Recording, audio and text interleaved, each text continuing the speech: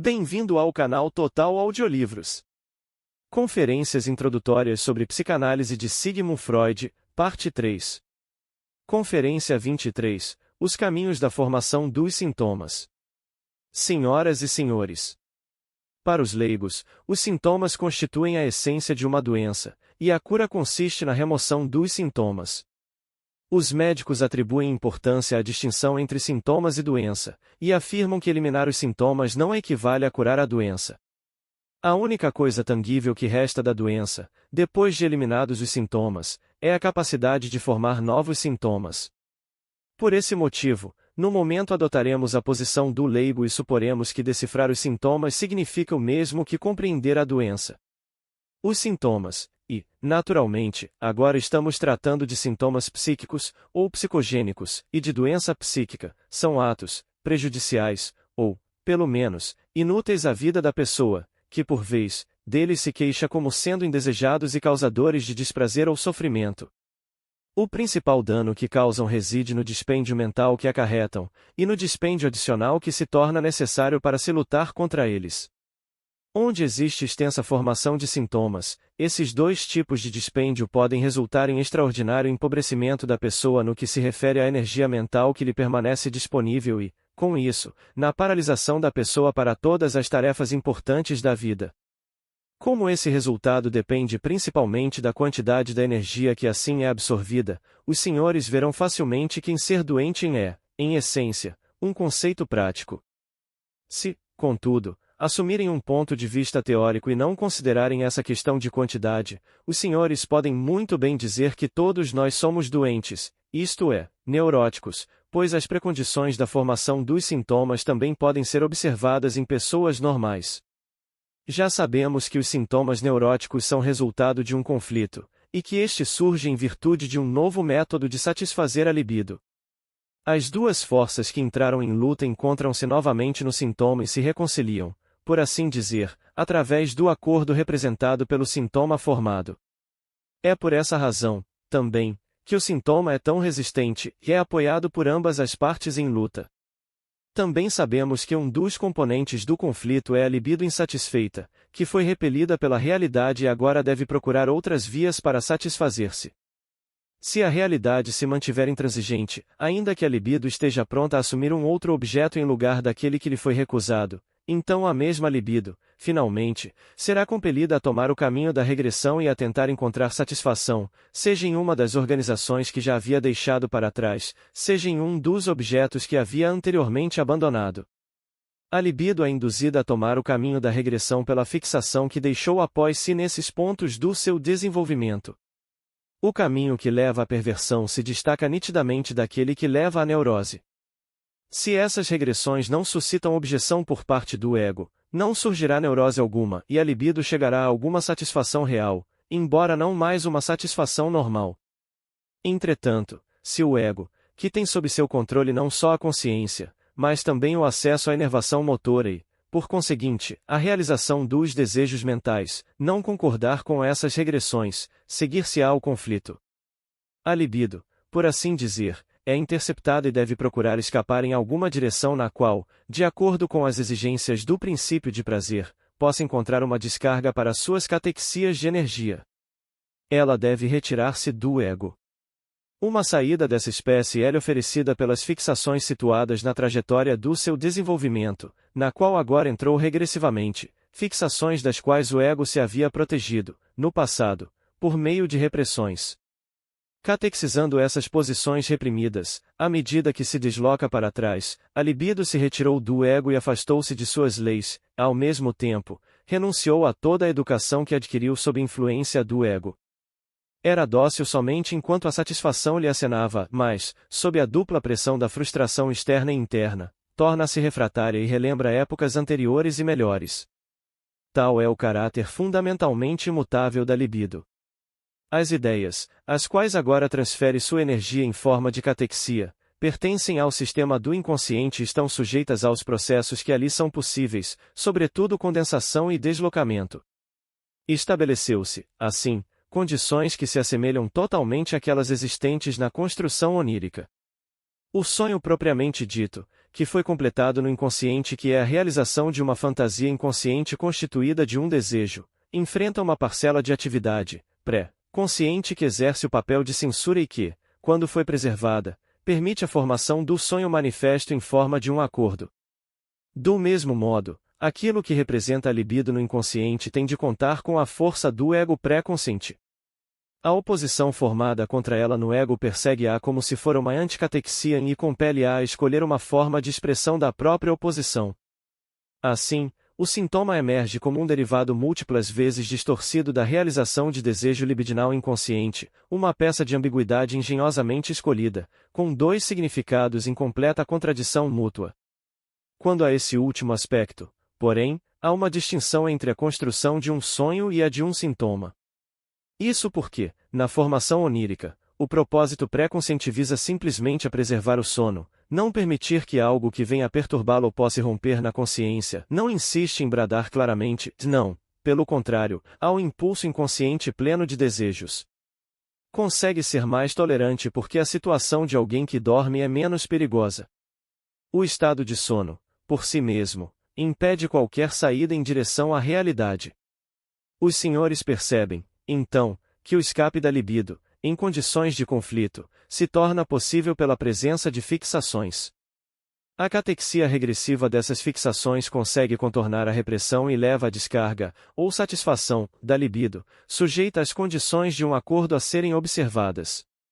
Pelo caminho indireto, via inconsciente e antigas fixações, a libido finalmente consegue achar sua saída até uma satisfação real, embora seja uma satisfação extremamente restrita e que mal se reconhece como tal. Permitam-me acrescentar dois comentários a essa conclusão. Primeiro, gostaria que os senhores percebessem como aqui se mostram estreitamente interligados a libido e o inconsciente, de um lado, e, de outro lado, o ego, a consciência e a realidade, embora, de início, eles não sejam da mesma espécie, absolutamente. E, segundo, devo solicitar-lhes que tenham em mente que tudo quando eu disse a esse respeito e acerca do que vem a seguir, refere-se apenas à formação dos sintomas na neurose de histeria. Onde, pois, encontra a libido as fixações necessárias para romper as repressões? Nas atividades e experiências da sexualidade infantil, nas tendências parciais abandonadas, nos objetos da infância que foram abandonados. É a estes, por conseguinte, que a libido retorna. A significação desse período da infância é dupla. Por um lado, durante esse período, pela primeira vez se tornam manifestas as tendências instintuais que a criança herdou com sua disposição inata e, em segundo lugar, outros instintos seus são, pela primeira vez, despertados e postos em atividade pelas impressões externas e experiências casuais. Penso não haver dúvida de que existe justificativa para estabelecermos essa dúplice divisão. A manifestação das disposições inatas realmente não está sujeita a objeções críticas, mas a experiência analítica de fato nos leva a supor que experiências puramente casuais, na infância, são capazes de deixar atrás de si fixações da libido. E nisto não vejo nenhuma dificuldade teórica. As disposições da Constituição também são indubitavelmente efeitos secundários de experiências vividas pelos ancestrais no passado, também elas, em alguma ocasião, foram adquiridas. Sem essa aquisição, não haveria hereditariedade. E é concebível que uma aquisição dessa espécie, que conduz à herança, chegaria ao fim justamente na geração que estamos considerando? A importância das experiências infantis não deve ser totalmente negligenciada, como as pessoas preferem, em comparação com as experiências dos ancestrais da pessoa e com sua própria maturidade. Pelo contrário, as experiências infantis exigem uma consideração especial. Elas determinam as mais importantes consequências, porque ocorrem numa época de desenvolvimento incompleto e, por essa mesma razão, são capazes de ter efeitos traumáticos. Os estudos sobre os mecanismos do desenvolvimento, feitos por Rose e outros, têm mostrado que a picada de uma agulha em uma camada germinal de um embrião no ato da divisão celular resulta em grave distúrbio do desenvolvimento. A mesma lesão infligida a um animal larvar ou inteiramente desenvolvido não causaria dano. A fixação da libido de um adulto, que introduzimos na equação etiológica da neurose como representando o fator constitucional, agora se desdobra, para nossos propósitos, em mais dois componentes, a constituição herdade e a disposição adquirida no início da infância. Como todos sabemos, um diagrama tem certamente uma acolhida simpática junto aos estudantes. Por isso, vou resumir a situação com um diagrama. A constituição sexual hereditária apresenta-nos uma grande variedade de disposições, conforme seja herdado, com particular intensidade, um ou outro dos instintos parciais, sozinho ou em combinação com os outros. A constituição sexual forma, portanto, junto com o fator da experiência infantil, uma série complementar exatamente semelhante àquela que já sabemos existir entre disposição e experiência casual do adulto. Em ambas as séries complementares encontramos os mesmos casos extremos e as mesmas relações entre os dois fatores considerados. E aqui levanta-se a questão de saber se os mais marcantes tipos de regressões libidinais, os que se fazem aos primeiros estádios da organização sexual, não poderiam ser predominantemente determinados pelo fator constitucional hereditário. Contudo, é melhor adiar a resposta a essa questão, até havermos sido capazes de apreciar uma série mais ampla de formas de doença neurótica. Consideramos agora, detidamente, o fato de a investigação analítica mostrar que a libido dos neuróticos está ligada às suas experiências sexuais infantis. Assim, ela confere a essas experiências uma dimensão de grande importância para a vida e a doença dos seres humanos. Elas mantêm, sem qualquer redução, essa importância, no que concerne ao trabalho terapêutico. Se, todavia, nos abstrairmos dessa tarefa, podemos, assim mesmo, ver facilmente que existe nesse ponto o perigo de um equívoco que poderia levar-nos a basear nossa visão da vida, com demasiada unilateralidade, na situação neurótica. Devemos, afinal, deduzir da importância das experiências infantis o fato de que a libido a elas retornou regressivamente, após haver sido expulsa de suas posições posteriores. Nesse caso, torna-se muito tentadora a conclusão inversa, a de que essas experiências libidinais não tiveram absolutamente nenhuma importância na época em que ocorreram, e apenas regressivamente a adquiriram. Os senhores se recordarão de que já consideramos uma alternativa similar em nossa discussão sobre o complexo de Édipo. Outrosim, não acharemos difícil chegar a uma decisão. A assertiva de que a catexia libidinal, e, portanto, a significação patogênica das experiências infantis intensificou-se grandemente pela regressão da libido, é indubitavelmente correta, porém induziria a erro se fossemos considerá-la, isoladamente, decisiva. Deve-se permitir também a apreciação de outras considerações. Em primeiro lugar, a observação mostra, de uma forma que exclui qualquer dúvida, que as experiências infantis possuem uma importância toda peculiar, e disto elas dão provas já na infância. Também as crianças têm suas neuroses, nas quais o fator do deslocamento para trás, no tempo, é necessariamente muitíssimo reduzido ou até mesmo está completamente ausente, pois nelas o início da doença advém imediatamente após as experiências traumáticas. O estudo dessas neuroses infantis protege-nos de mais um equívoco perigoso relativo às neuroses de adultos, na mesma medida em que os sonhos de crianças nos deram a chave da compreensão dos sonhos de adultos. As neuroses de crianças são muito comuns, muito mais comuns do que se supõe. Muitas vezes, elas deixam de ser notadas, são consideradas sinais de uma criança má ou arteira, muitas vezes, também, são mantidas em estado de sujeição pelas autoridades responsáveis pelas crianças, porém, sempre podem ser reconhecidas, retrospectivamente, com facilidade. Em geral, surgem sob a forma de histeria de angústia. Em ocasião subsequente, saberemos o que isto significa. Se uma neurose emerge posteriormente na vida, a análise revela, regularmente, que ela é continuação direta da doença infantil, que pode ter aparecido como sendo apenas um indício velado. Entretanto, conforme eu disse, há casos em que esses sinais de neurose na infância continuam ininterruptamente numa doença que dura toda a vida. Podemos analisar alguns exemplos dessas neuroses infantis na própria infância, quando estavam realmente presentes, muito mais a miúde tivemos, porém, de contentar-nos com o caso de alguém que adoeceu na vida adulta, possibilitando-nos obter uma compreensão diferida de sua neurose da infância. Em tais casos, não devemos deixar de fazer algumas correções e de tomar determinadas precauções. Em segundo lugar, devemos pensar que seria inconcebível a libido regredir de forma tão regular ao período da infância, a menos que haja ali algo que exerça sobre ela uma atração. A fixação, que supusemos estar presente em determinados pontos do curso do desenvolvimento, só tem significado se considerarmos que ela consiste na retenção de determinada quantidade de energia libidinal. E, finalmente, posso assinalar-lhes que, entre a intensidade e importância patogênica das experiências infantis e das experiências posteriores, existe uma relação complementar semelhante à série de que já tratamos.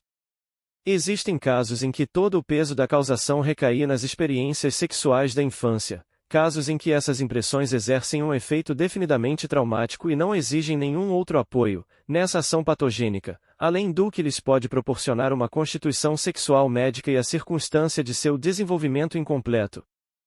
Paralelamente a esses casos, existem outros nos quais todo o acento recaía nos conflitos posteriores, e verificamos, na análise, que a ênfase dada às impressões da infância aparece como sendo inteiramente obra da regressão. Assim, temos extremos de inibição de desenvolvimento e de regressão, e, entre estes, todos os graus de combinação entre os dois fatores. Esses fatos têm algum interesse do ponto de vista da educação, que planeja a prevenção das neuroses intervindo num estágio inicial do desenvolvimento sexual das crianças.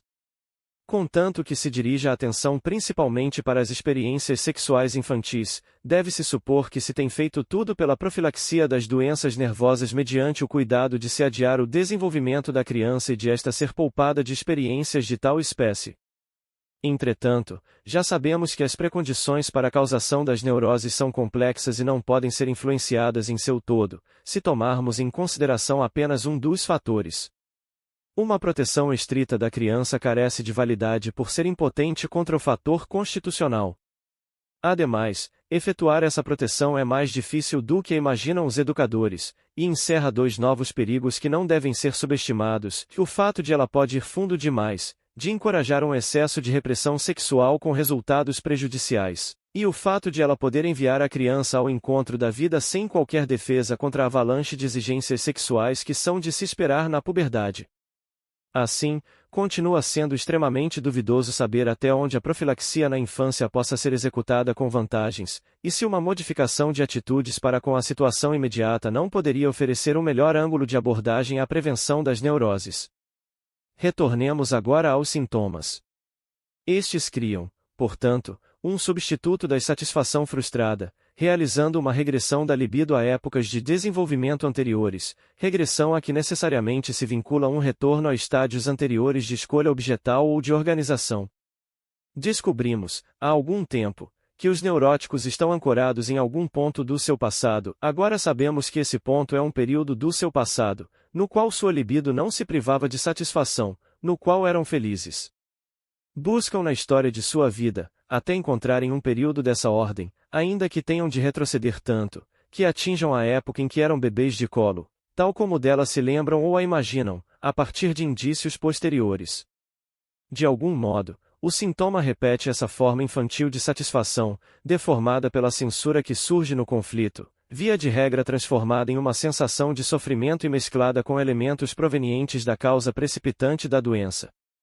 O tipo de satisfação que o sintoma consegue, tem em si muitos aspectos estranhos ao sintoma. Podemos desprezar o fato de que o sintoma se constitui em algo irreconhecível para o indivíduo que, pelo contrário, sente a suposta satisfação como sofrimento e se queixa deste. Essa transformação é uma função do conflito psíquico sob pressão, do qual o sintoma veio a se formar. Aquilo que para o indivíduo, em determinada época, constituía uma satisfação, na realidade passa, hoje, necessariamente a originar resistência e repugnância.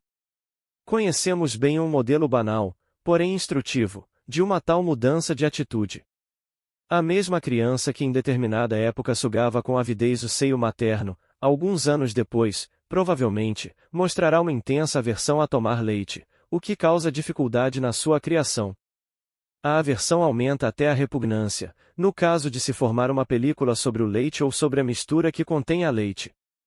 Talvez não possamos excluir a possibilidade de a película reviver a lembrança do seio materno, outrora tão ardentemente desejado. Entretanto, entre as duas situações coloca-se a experiência do desmame, com seus efeitos traumáticos. Existe algo mais, além disso, que faz com que os sintomas nos pareçam estranhos e incompreensíveis como meio de satisfação libidinal. Eles não se parecem absolutamente com nada de que tenhamos o hábito de normalmente oferir satisfação. Em geral, eles desprezam os objetos e, com isso, abandonam sua relação com a realidade externa. Podemos verificar que esta é uma consequência de se haver rejeitado o princípio de realidade e se haver retornado ao princípio de prazer. Também é, contudo, um retorno a um tipo de autoerotismo difuso, do tipo que proporcionava o instinto sexual nas primeiras satisfações. Em lugar de uma modificação no mundo externo, essas satisfações substituem-na por uma modificação no próprio corpo do indivíduo e estabelecem um ato interno em lugar de um externo, uma adaptação em lugar de uma ação, uma vez mais, algo que corresponde, filogeneticamente, a uma regressão altamente significativa. Isto somente compreenderemos em conexão com algo novo que ainda teremos de aprender das pesquisas analíticas da formação dos sintomas. Ademais, devemos lembrar que os mesmos processos pertencentes ao inconsciente têm seu desempenho na formação dos sintomas, tal qual o fazem na formação dos sonhos, ou seja, condensação e deslocamento. Um sintoma, tal qual um sonho, representa algo como já tendo sido satisfeito, uma satisfação à maneira infantil. Mediante uma condensação extrema, porém, essa satisfação pode ser comprimida em uma só sensação ou inervação, e, por meio de um deslocamento extremo, ela pode se restringir a apenas um pequeno detalhe de todo o complexo libidinal. Não é de causar surpresa se também nós, muitas vezes, temos dificuldade em reconhecer num sintoma a satisfação libidinal, de cuja presença suspeitamos e que invariavelmente se confirma. Eu os avisei de que ainda tínhamos algo novo para aprender. Trata-se realmente de algo surpreendente e desconcertante. Por meio da análise, conforme sabem, partindo dos sintomas chegamos ao conhecimento das experiências infantis, às quais a libido está fixada e das quais se formam os sintomas. Pois bem, a surpresa reside em que essas cenas da infância nem sempre são verdadeiras. Com efeito, não são verdadeiras na maioria dos casos, e, em alguns, são o oposto direto da verdade histórica. Conforme os senhores verão, essa descoberta está fadada, mais que qualquer outra, a desacreditar tanto a análise, que chegou a tal resultado, como os pacientes, em cujas declarações se fundamentam a análise e todo o nosso entendimento das neuroses. Existe, contudo, mais alguma coisa singularmente desconcertante em tudo isso. Se as experiências infantis trazidas à luz pela análise fossem invariavelmente reais, deveríamos sentir estarmos pisando em chão firme. Se fossem regularmente falsificadas e mostrassem não passar de invenções de fantasias do paciente, seríamos obrigados a abandonar esse terreno movediço e procurar salvação noutra parte. Mas, aqui, não se trata nem de uma nem de outra coisa. Pode-se mostrar que se está diante de uma situação em que as experiências da infância construídas ou recordadas na análise são, às vezes, indiscutivelmente falsas, às vezes, por igual, certamente corretas, e na maior parte dos casos são situações compostas de verdade e de falsificação.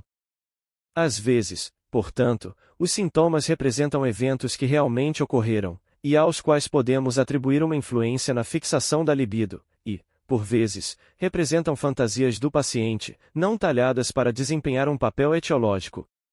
É difícil achar uma saída nesses casos. Talvez possamos iniciar por uma descoberta semelhante, ou seja, a de que lembranças infantis isoladas, que as pessoas têm possuído conscientemente desde os tempos imemoriais e antes que houvesse qualquer coisa semelhante à análise, podem igualmente ser falsificadas, ou, pelo menos, podem combinar verdade e adulteração, em abundância.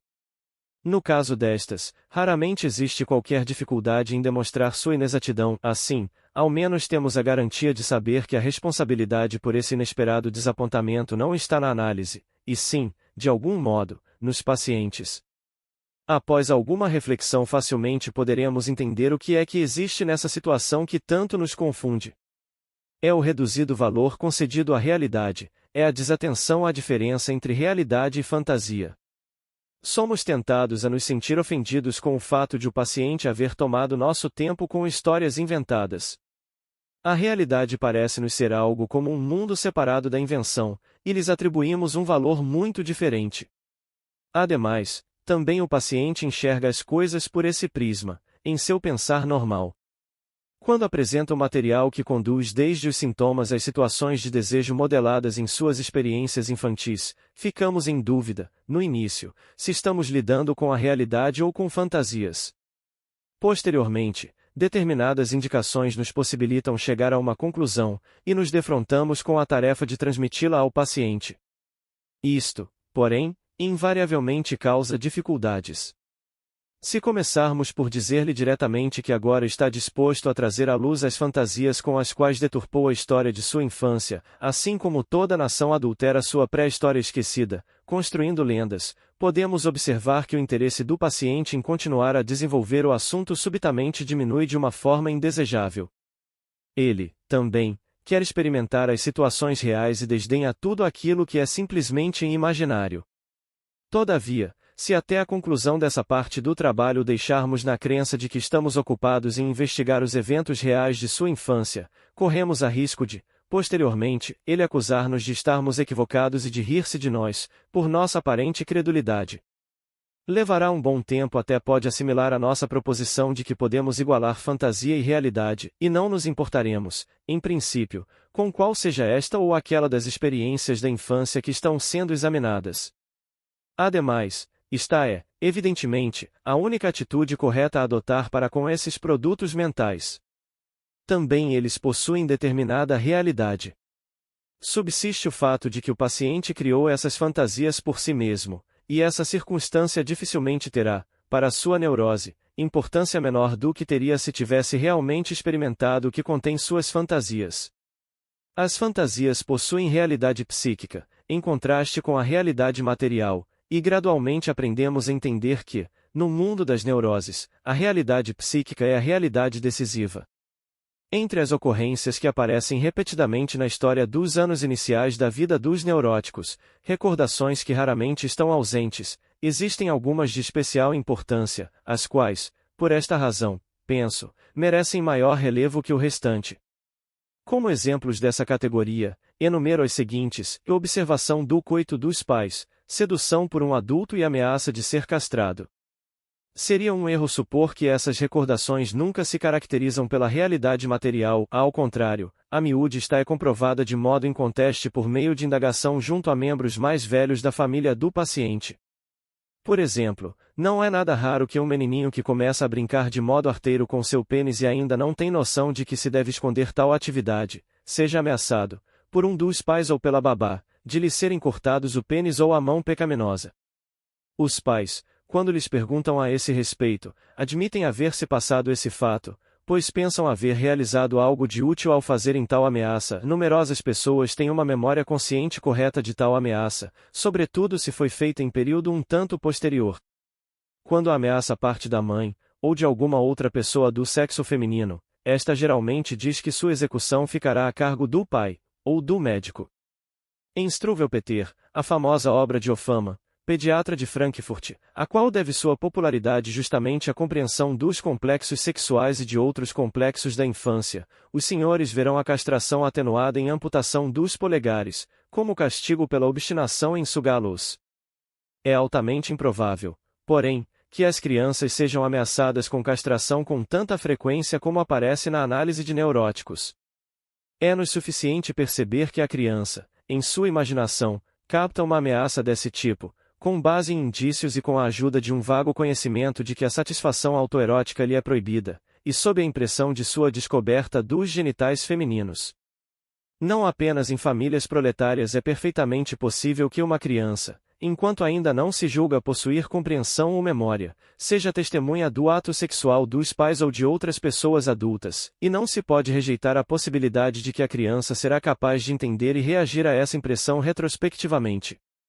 Se, entretanto, o coito é descrito em seus mínimos detalhes, os quais seriam difíceis de observar, ou como sucede muito a miúde, se revela como sendo um coito por trás, morferarum à maneira dos animais, não pode subsistir qualquer dúvida de que a fantasia se baseia numa observação do coito de animais, como de cães, e que o motivo foi a escopofilia insatisfeita da criança, durante a puberdade.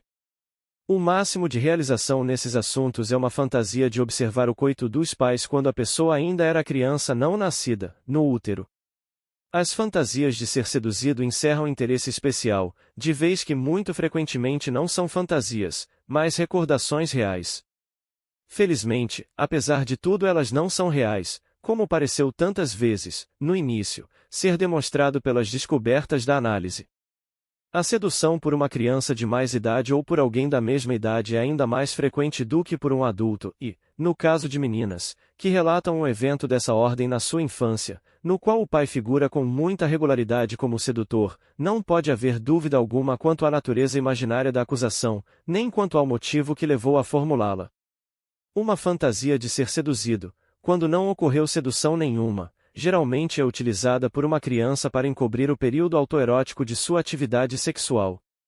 Fantasiando retrospectivamente dentro dessas épocas mais primitivas um objeto desejado, a criança se poupa da vergonha de se haver masturbado.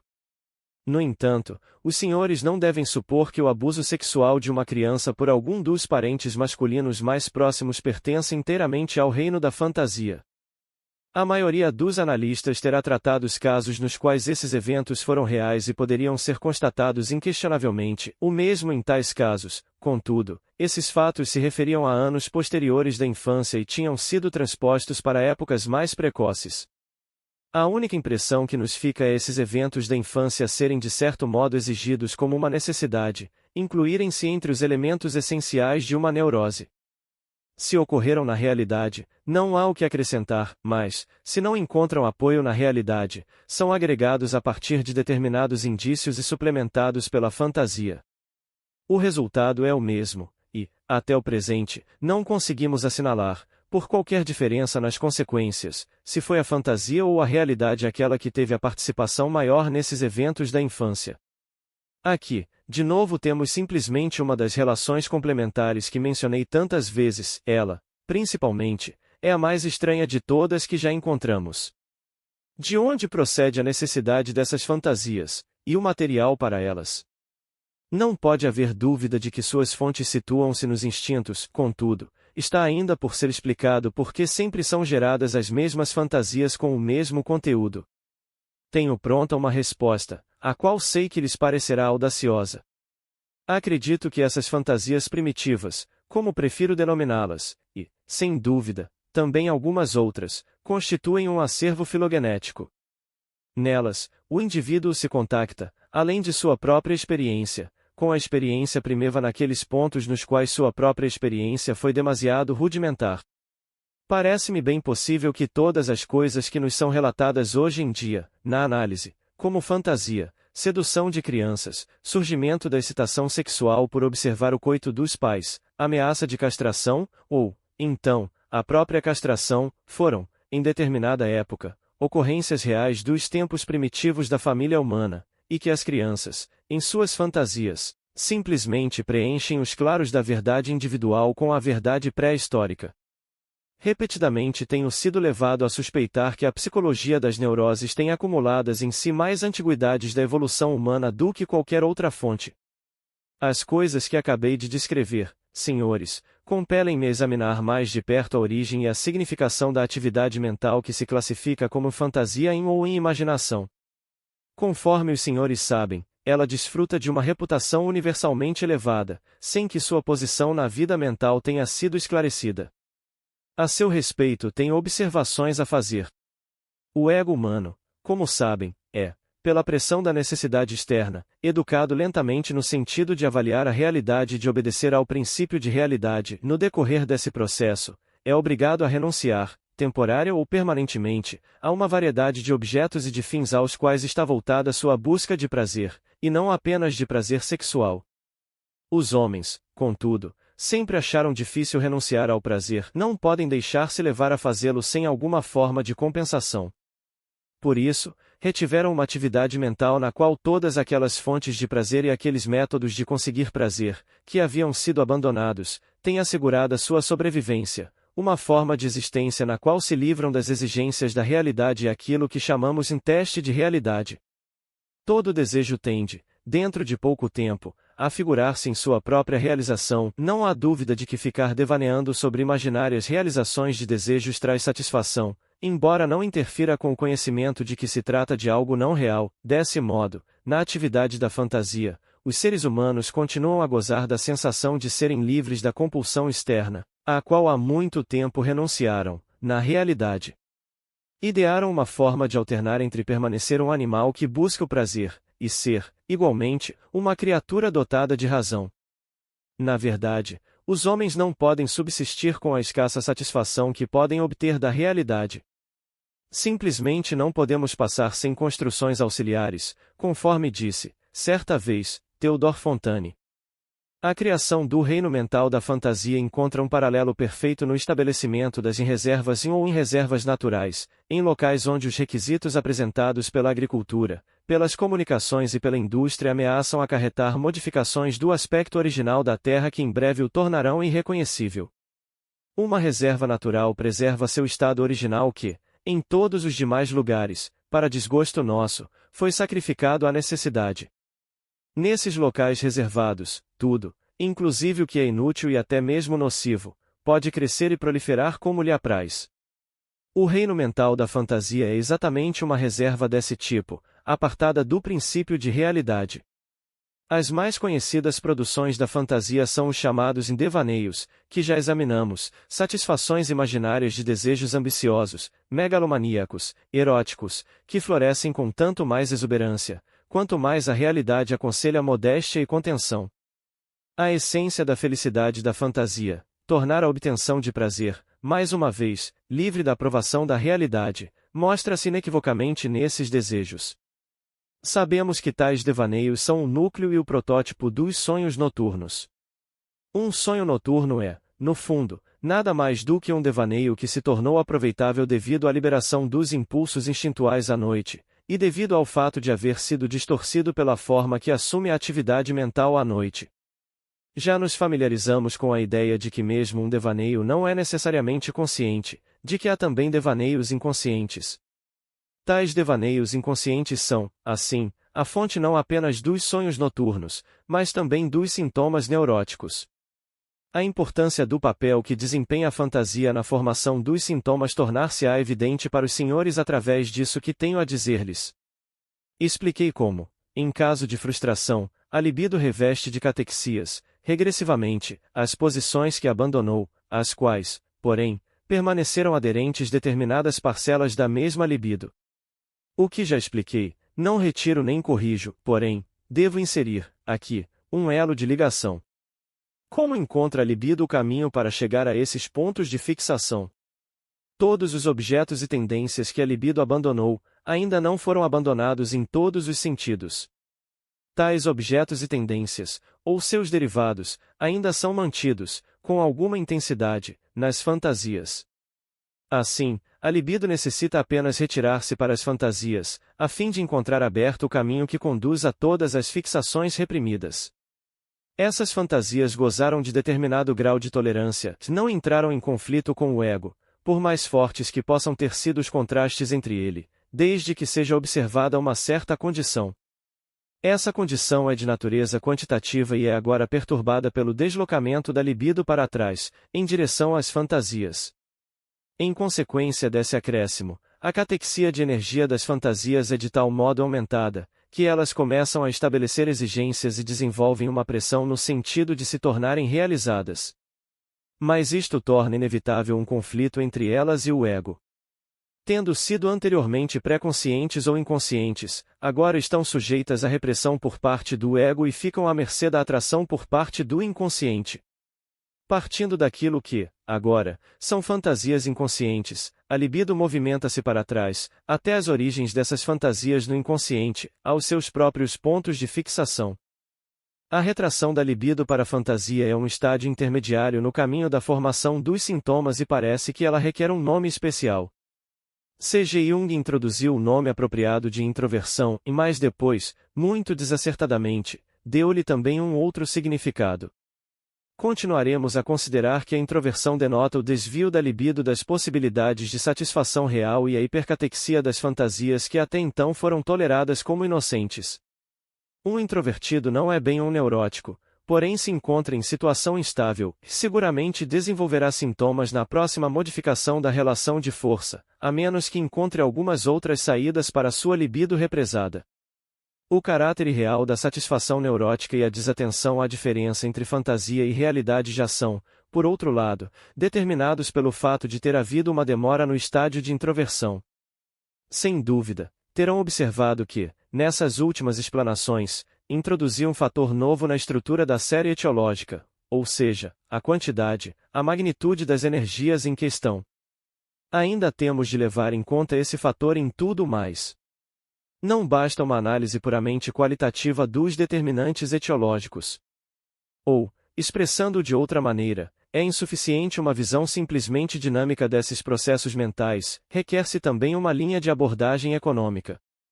Devemos dizer para nós mesmos que o conflito entre duas tendências não irrompe senão quando foram atingidas determinadas intensidades de catexias, ainda que por muito tempo tenham estado presentes os fatores determinantes do conflito e referentes ao seu próprio tema.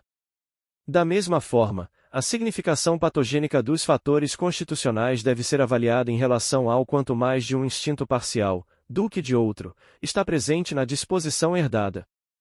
Pode-se mesmo supor que a disposição de todos os seres humanos é qualitativamente semelhante e apenas difere em virtude dessas condições quantitativas.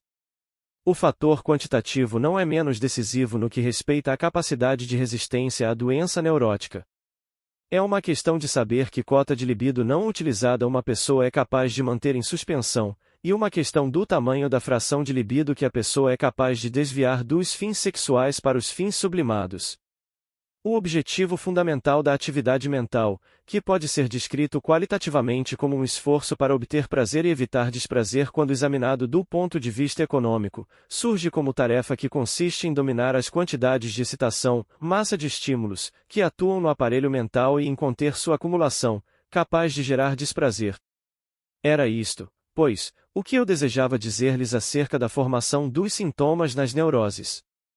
Não posso, contudo, deixar de mais uma vez acentuar expressamente o fato de que tudo aquilo que disse, aqui, aplica-se apenas à formação dos sintomas na histeria.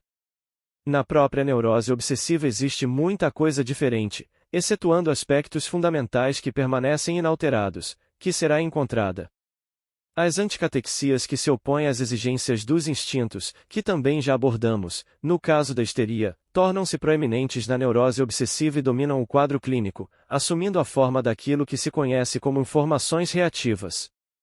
Nas demais neuroses descobrimos divergências semelhantes e de maior profundidade ainda, e nelas nossas investigações dos mecanismos de formação dos sintomas ainda não estão concluídas em ponto algum. Antes de deixá-los ir, gostaria, contudo, de chamar-lhes um pouco mais a atenção para um aspecto da vida de fantasia que merece o mais amplo interesse. Isto porque existe um caminho que conduz da fantasia de volta à realidade, isto é, o caminho da arte. Um artista é, certamente, em princípio um introvertido, uma pessoa não muito distante da neurose.